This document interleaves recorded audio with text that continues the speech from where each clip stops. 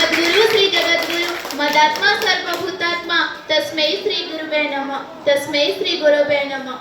विद्यादायिनी मां शारदा सृष्टिर आद्यधनी ओम चिरदायिनी जगत जननी मां भारतीଙ୍କ निकटरे मु मो जीवनर भक्तिपूत अर्घ्य अर्पण करुछि।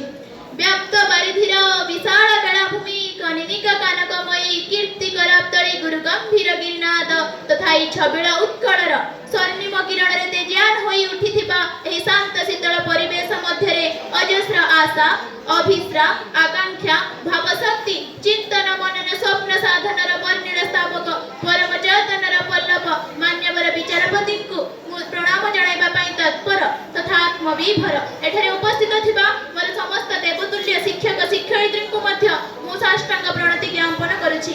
एठारे उपस्थित थिबा गोलाप कढ़ी सदृश आगामी काली भविष्यतर जड़े उत्तम नागरिक व दीप भली उद्बुद्ध होई जଳି उठुतबा मोर सहपाठीगण व छोट बड़ भाई भौणी मानकु हृदय स्नेह श्रद्धा ज्ञापन करी आरंभ करुछि आजिर वक्तव्य।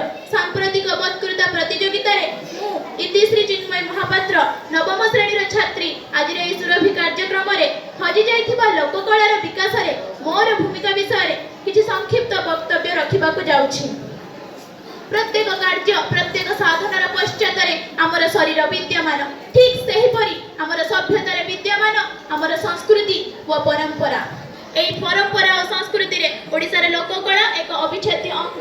बननी बेष्टिता तटिनी सेविता सागर बिंदिता आमर हेई उत्कल जननी विभिन्न प्रकार निजर स्निग्धता अस्मिता संस्कृति परंपरा द्वारा समग्र विश्व रे ख्याति लाभ करिछि। सेथिरे ओडिसार लोककला हेउछि एहार एक अविच्छेद्य अंग। कला कला हेउछि हृदयर जपन हृदयर अभिव्यक्ति हेउछि कला।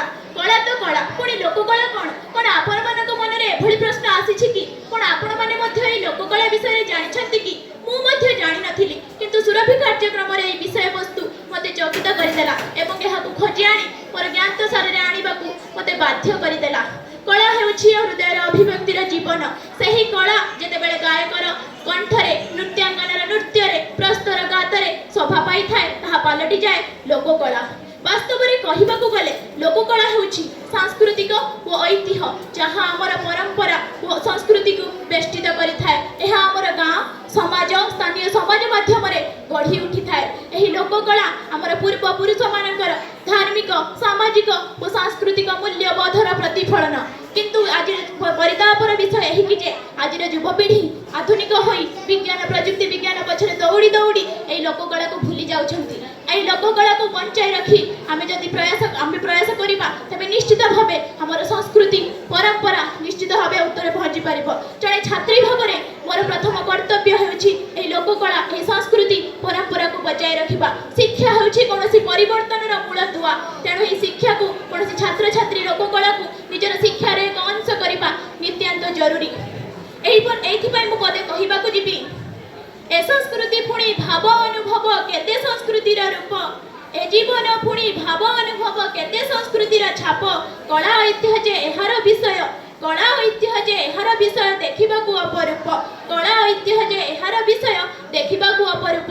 सबुठार गुरुत्वपूर्ण कथा हेउछि हमर सरकार स्वेच्छासेवी संगठन विभिन्न योजना नियोजित करिसंती। मु प्रथमे सेही योजना रे शामिल हेबी एवं एही कला ऐतिह्य विषय कार्य करिबी जहा द्वारा मोर ज्ञानर परिसर को मध्य मु वृद्धि करि परिबी। आज आधुनिक युग अर्थात डिजिटल युग रे शिक्षा संबंधी सोशल मीडिया रे विभिन्न प्रकार मोर बंधु परिवार और समाज मानकु एही लोककला संबंध रे तथ्य देबी। एहा द्वारा मु मोर प्रथम पदक्षेप नेई परिबी। एठी मु पदे कहिबी आम लोककला आम परंपरा सबुठु उच्चरे भाई आम लोककला आम परंपरा सबुठु उच्चरे भाई मिलिमिशि ताकू बजाय रखिबा विकास हेपरे तही मिलिमिशि ताकू बजाय रखिबा विकास हेपरे तही। परिशेष रे मु एतिकी कहिबी जे आमे माने जदि एई छोट छोट प्रयास करिबा तबे निश्चित भावे दिने हम संस्कृति रे एक बड़ परिवर्तन आसी परिबो। आम कला संस्कृति हेउछि हमर परिचय। तेणु आमे एई परिचय को बजाय रखिबा पई आमे एई कला संस्कृति क्षेत्र रे विभिन्न प्रकार मिलिमिशि कार्य कले निश्चित भावे हमर ओडिसा समृद्ध ओडिसा रे गठन करे होई परिबो। एवं शेष रे मु एतिकी कहिबी आमे मिलिमिशि कहिबा जे ओडिशा हेउछि एक ऐतिह्य ओडिशा हेउछि एक संस्कृति परंपरा राज्य। एही आमे समस्ते मिलिमिशि सहयोग करिबा एवं कला संस्कृति को आगे नेबा। एतिकी कहि मोर वक्तव्य एठी विराम देउछि। जदि मोर वक्तव्य रे किछि त्रुटि रहि जाउछि तबे क्षमा ଦୟାକରି ମୋତେ କ୍ଷମା